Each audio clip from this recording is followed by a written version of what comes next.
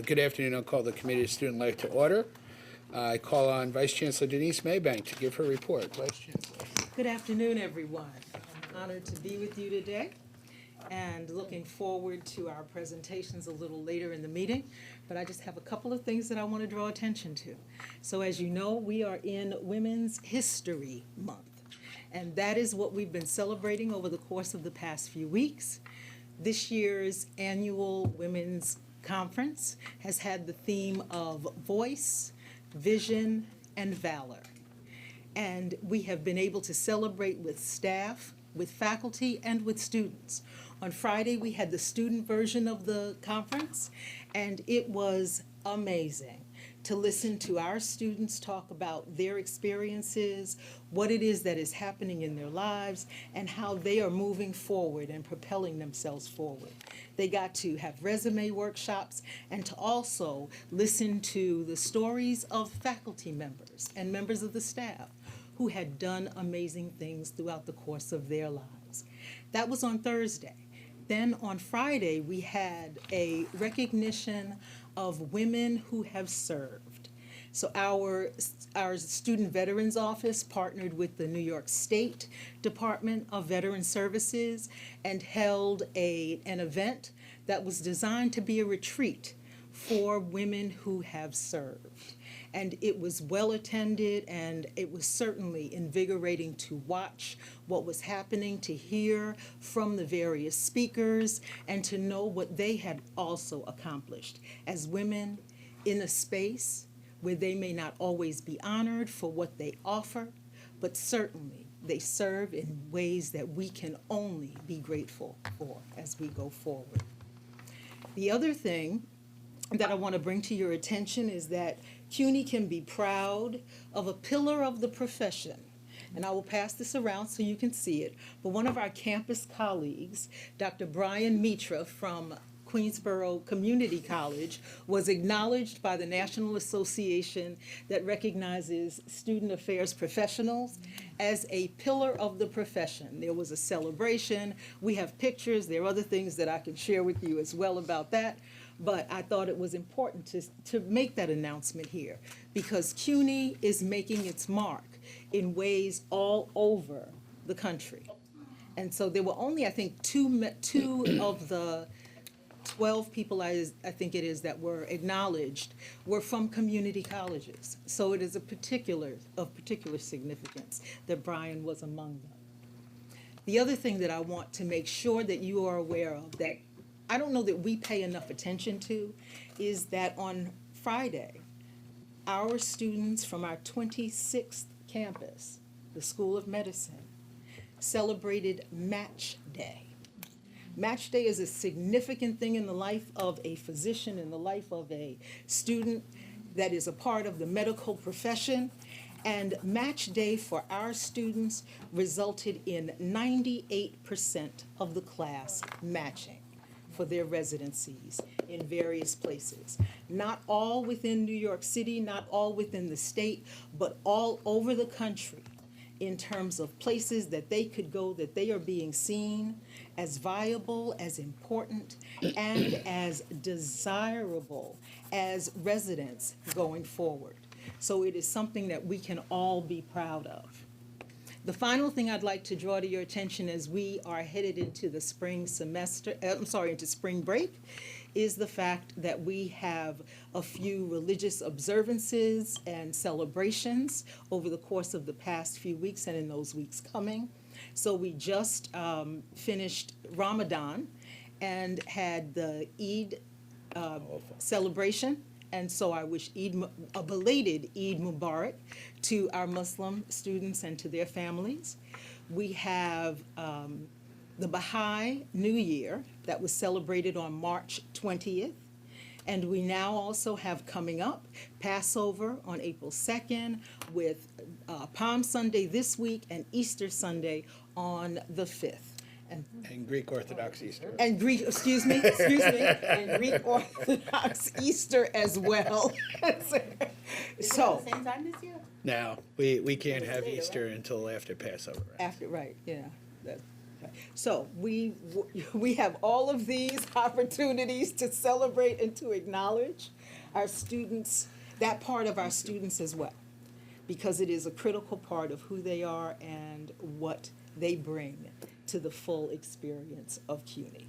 With that, I will conclude my comments for now, and Thank we'll you, come Vice back in Chancellor. just a I moment. appreciate that. Thank you very I'm much. sorry, I Yes, have go right a ahead. question for Vice Yes. Chancellor Maybank.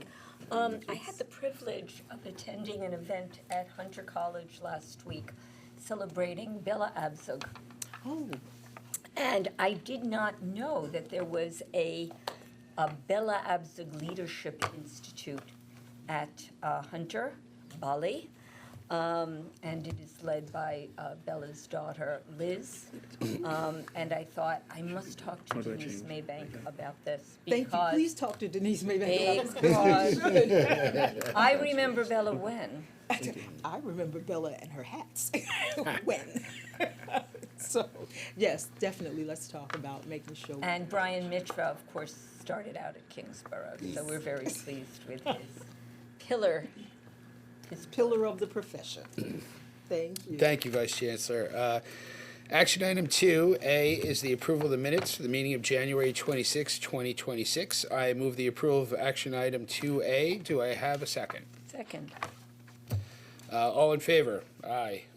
Aye. Any opposed? Any abstentions? Seems to be unanimous. With no items on the policy counter, we'll now move on to information items. Item 2A, report by the University Student Senate. I call on student trustee and chairperson of the University Student Senate, Akeem Pollock, to present this item. Trustee Thank you. Pollock. Get started. Much more tech knows that. You got too much stuff. Yeah, we started all over the place, but that's okay. So, good day, everyone. Thank you, Trustee, Of course. and everyone else here. I'm Akeem, chairperson of the University Student Senate, and this is just a quick report. In February, we did somewhat of a newsletter to kind of keep everyone updated on what we're doing. I'm sorry, this is. Oh, it's good. Oh, I need to point here? Okay, no problem. We had a few events in February. I'll just go back through them in my report, but I'm just showing you how this looked like. That was me testifying recently. Okay. Our priorities continue. Free pilot OmniCard campaign that we've been pushing for. We've been gaining a lot of momentum. We've been testifying, and we testified at the budget hearing in Albany, and we testified even most recently on Friday at the preliminary budget hearing at the City Council in front of the chair, Rita Joseph. We had met with her prior as well, and we have also met with the chair on the assembly side for higher ed, Alicia Heinemann.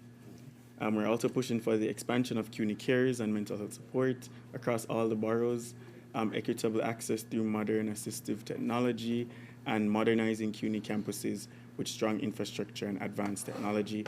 This is the heart of our campaign, getting 700,000 from the state and 700,000 from the city. And we do have a one-pager that we walk around with religiously because more people are looking at it. We have a few more supporters, especially on the assembly side, for funding this. So we're hoping for something successful. And this is just a run-through of all our other priorities.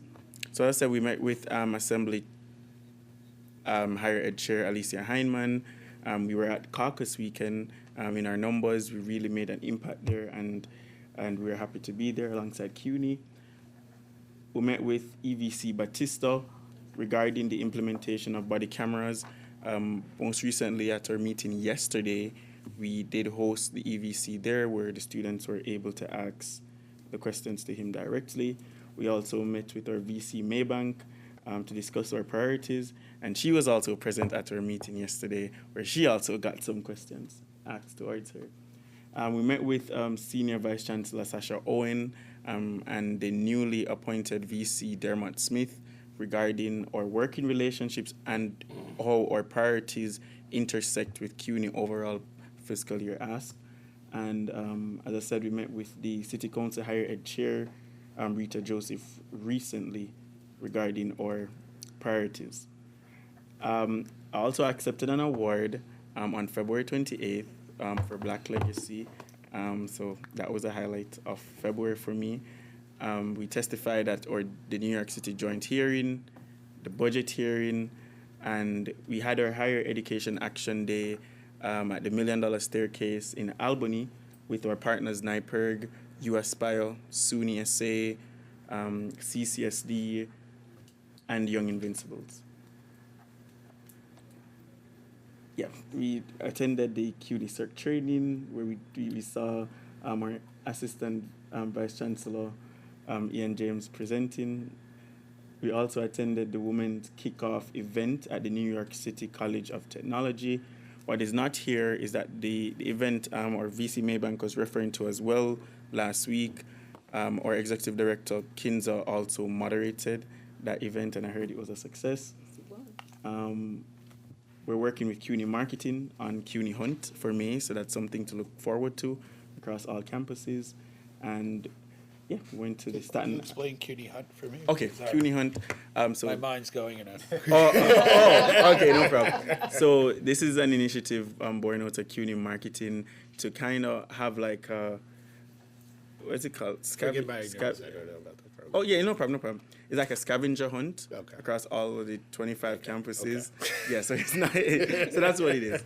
They're still trying to. It's supposed to be in May to recognize CUNY's birthday. Yes. So they're still fleshing that out. So they asked us to be on board to help them with the momentum regarding that. And then, yeah, we've been doing some other things as well. Went to an event at Queensborough Community College recently, and we have our March in March. That's our annual march from the Brooklyn Borough Hall to City Hall steps. It will be this week, Friday, starting at 11:45. And we'll have a rally at City Hall at 1:30. We have a few electeds who confirmed, so we're looking forward to that.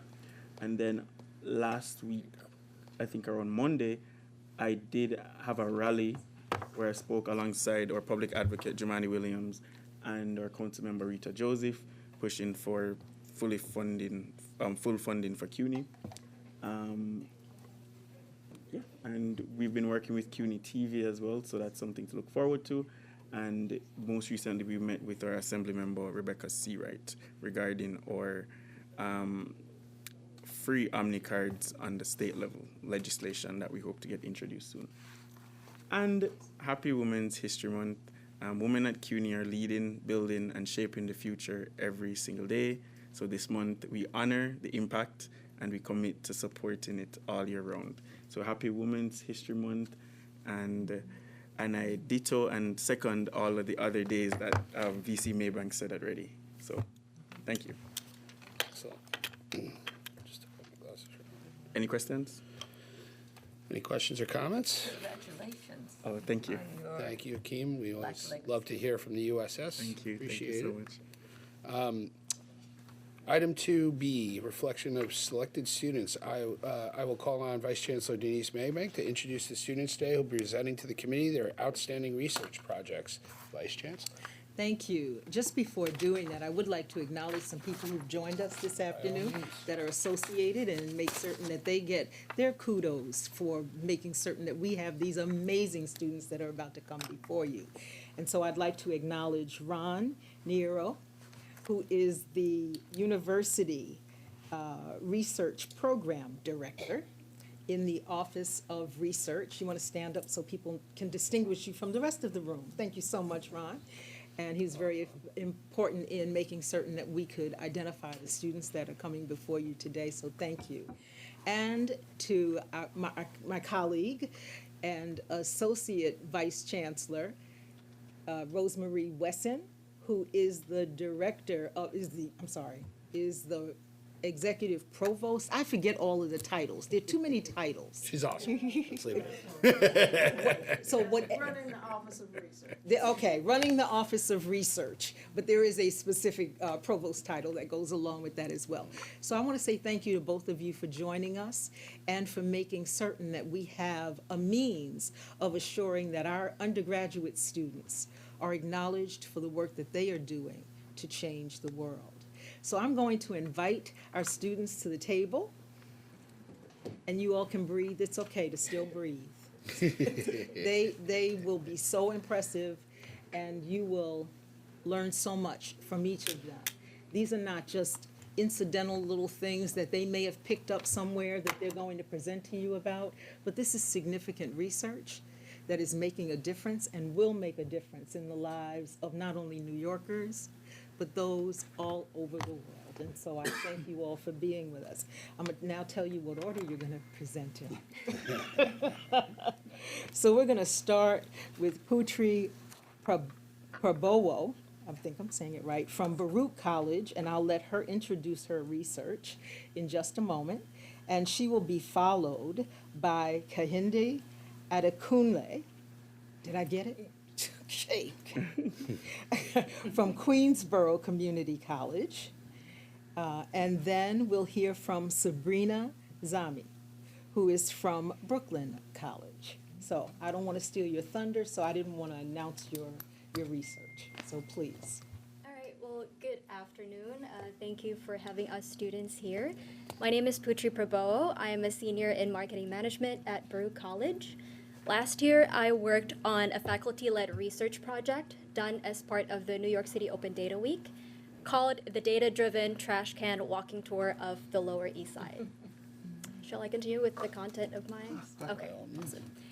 Yeah, so I assisted in obtaining the public data as well as designing the map of the walking tour itself that you can see on the right-hand corner. The purpose of our research was quite simple. We wanted to show that data that are often overlooked can still bring people together to learn more about their own community. But along the way, I actually learned something far more interesting. I found that our Department of Sanitation has its own litter basket map, which I didn't even know existed. Okay. Oops. So on the day of the tour itself, we mobilized 60 participants. And since then, it has led me to so many opportunities. I presented at the NYU School of Professional Studies Poster Research Showcase. I presented at Baruch's Creative Inquiry and Research Expo. And most recently, I worked with the Department of Experiential Learning to carry out their research preparation workshop, which is meant to guide students with their research on, if they don't know where to begin and how to execute the research. I do believe that a supportive environment is key to making that possible. Opportunities like mentorship, access to resources, they're very important. If it weren't for my professor's guidance throughout, I would not have been able to explore an idea that might have been a little unconventional, right? So in terms of my educational plans, I'm in my last semester, actually, so for the remaining time that I have left, I would like to continue building my analytical and creative skills, perhaps through a more hands-on approach. Moving forward, I plan to pursue a career that combines data and people, especially in marketing and communications. And I also received a certification as part of the Creative Inquiry Expo at Baruch College. So with all of those experiences in mind, I do have CUNY also to thank you for giving me exposures. As a matter of fact, being here and presenting to the board has definitely made it to my one of my top achievements in my college journey. So thank you very much. Can I just interject here? 'Cause Yes. Trash is sort of my, Yeah. I'm a Staten Islander, we're all kind of obsessed with garbage, but in a previous life, I was the clerk of the sanitation committee in the city council, and I'd love to see your findings. If you can, I'll give you my email, if you can send them to me, I'd love that. Absolutely.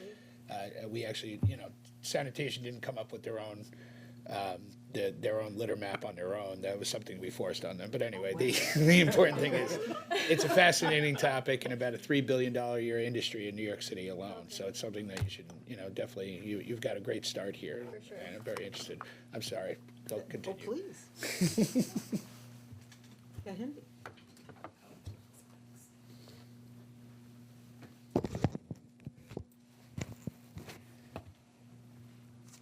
Good afternoon, everyone. It's such a privilege to be here today before the Board of Trustees and everyone listening. My name is Kehinde Adekunle, a public health major at Queensborough Community College, and this happens to be my first time doing research. It is being funded by the NIH T34 Bridges to Baccalaureate program that was awarded to Dr. Sabani Ghoshal, a professor at Queensborough Community College.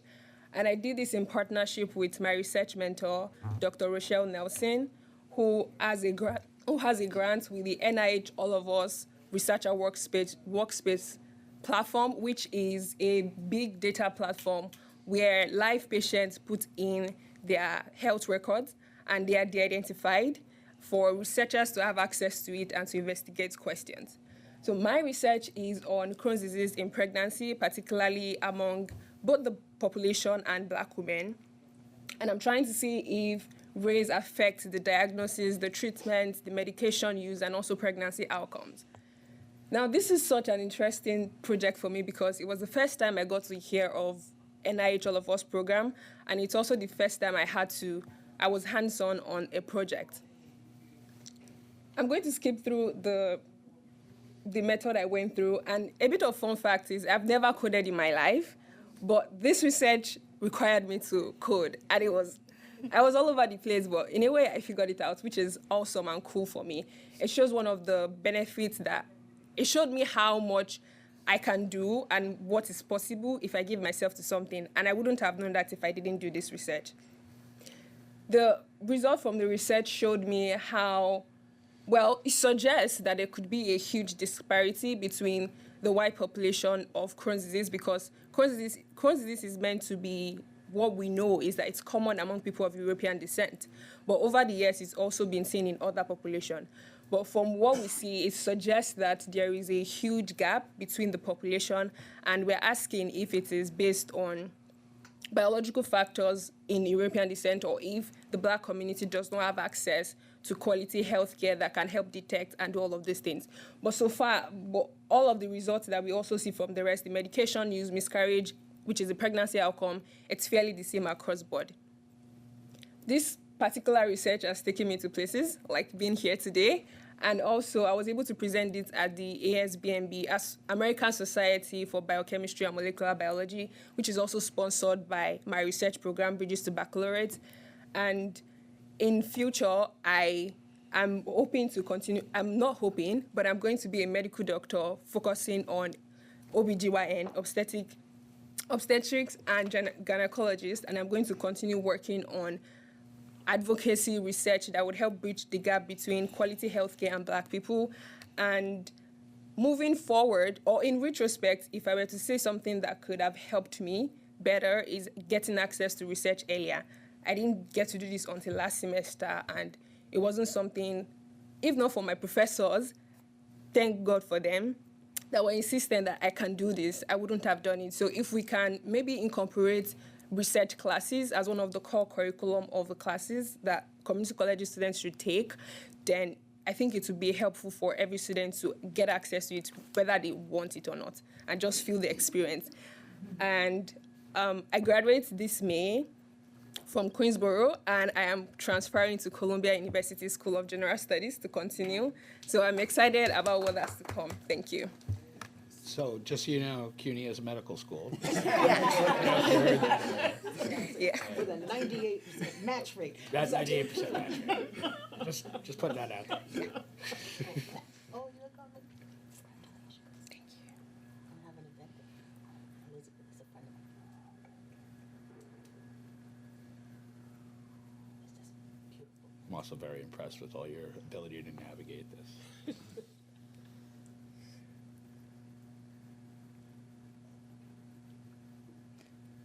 Hello, thank you so much for having me.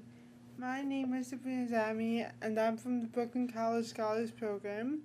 And I'll be speaking about the representation of disability in children's and middle grade literature.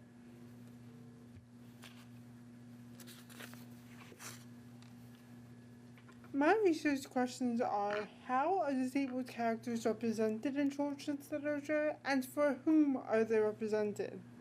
There's been a lot of focus on diversity in literature in recent years. Most consider diversity's primary function is to serve as a mirror for readers of that diverse or marginalized population.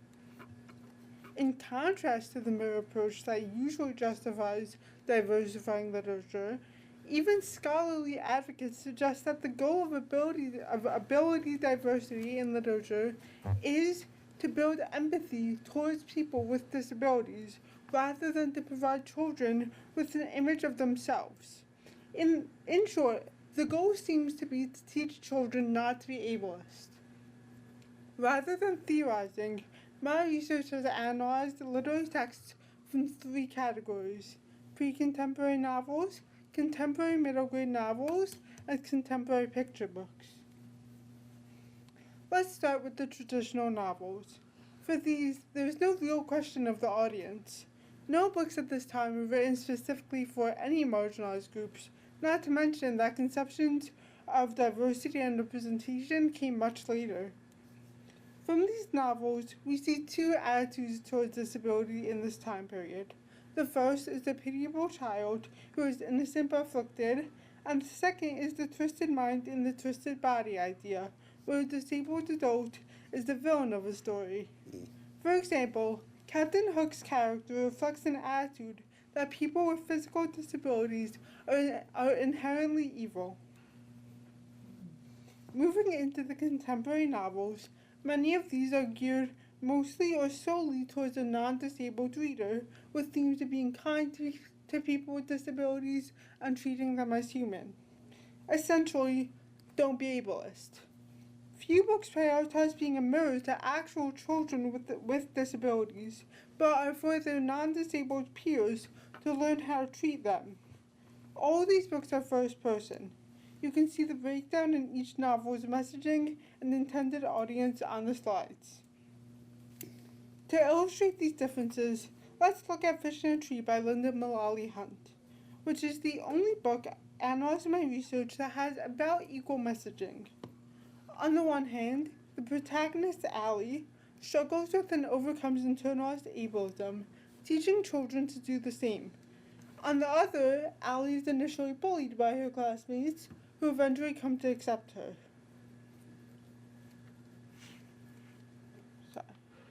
Now, to look at the picture books. While these are for a much younger age group than all the previous novels, the messaging is much of the same. Either don't be ableist, overcoming internalized ableism, or self-advocacy. These books are much more foundational, explaining what disability is, talking about disability in very abstract terms, or addressing the way children can ask some rather nosy questions. One example of the latter is James Cashpole's book, What Happened to You? In this book, the other children won't stop asking Joe why he only had one leg. Joe didn't want to answer the question, he just wanted to play his games. In the end, they join in his game, deciding that they don't need to know his story to play pirates with him. My research has identified 3 significant themes. There's a notable difference between literature featuring children with disabilities and literature regarding other marginalized groups. And unlike other forms of diversity, the audience and the group being written about are not the same. Why this imbalance? What does it say about our society, about our perceptions of disability, that we need so many books to teach children how to treat people with disabilities with respect and humanity? Thank you. As a brother of profoundly autistic man, I appreciate the research you're doing. It's important. Thank you. So I want to open up for questions of our panelists today. As you can tell, they are well-versed in their research, but they are grounded in who they are as well. And I'm sitting here peacock proud. I don't know about Ron and Rosemary over there, but I'm peacock proud of each of you in the way you've presented your research, the research you are doing. And we've brought you a broad cross-section. It's not just the STEM fields that are represented here. It is not just the humanities that are represented here, but there is impact across each of these areas that can touch lives and make a difference. And so I just hope that there's something that you want to interact with them around, but certainly to honor the work that they've done and how it will impact our world. So I want to say thank you to each of you. But questions? Any questions from the committee? Well, I just ahead. have comments. Great job, great presentation. I did take a lot of mental notes. You guys are smarter than I am. So, great job. I can't wait to see what you guys do next. I think you've already heard my comments. Anyone else? I just want to thank, first of all, I want to thank Vice Chancellor Maybank and her team. They always bring us, some people get down on CUNY, and then I come to these meetings and I see what the best of CUNY, and it's heartening and uplifting. So thank you, Vice Chancellor. Thank you to the students. Keep being smarter than Akeem. And, Yeah, keep it up. We'll look forward to what you're doing next. Final thing is, Go there ahead. is a conference coming up in May of our undergraduate student research opportunities, the 4th annual. Ron, you want to make the announcement so that I don't mess it up over here? We'll be having a celebration of undergraduate research, May 26th at John Jay. It'll be all day, 9 a.m. until about 3:30 p.m. And we're having, what happens is that all 22 colleges and schools that have mentored undergraduate research programs and nominate up to 12 students. And then we sort of choose from those students. We have about 260 students will present, about 400, 500 people will be there. We have, the students will present on posters and on in oral talks. We also have a keynote speaker who is kind of amazing. He went through Queensborough, then Queens, the Graduate Center, and is now a chancellor in Hawaii at two of the University of Hawaii schools. So he's our keynote. We have a couple of featured speakers, and then we have John Jay students doing a performance related to how to produce a podcast. So it'll be a great and interesting day, and we'd love to have, you can always reach out to Denise for more information, and we'd love to have you there. Thank you. Thank you. With no more items on the agenda, I move to adjourn this meeting. Do I have a second? Oh, excuse me. Trustee Clark, you had a comment. Go right ahead. You're on mute, I believe. I owe you a call too, I'm sorry. Same here.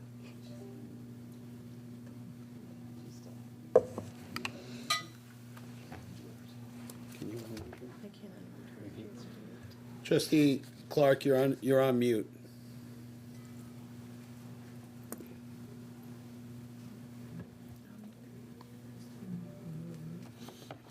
That's her greatest speech.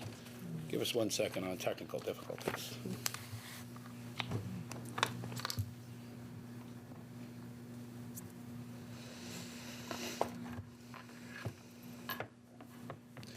No bigger student advocate in the world than Una Clark.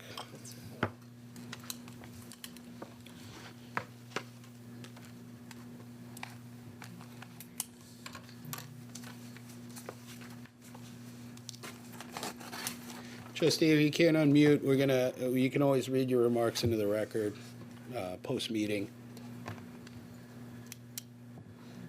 I'll give you a call later. With no more items on the agenda, I move to adjourn this meeting. Do I have a second? All in favor? Aye. Aye. The meeting's adjourned.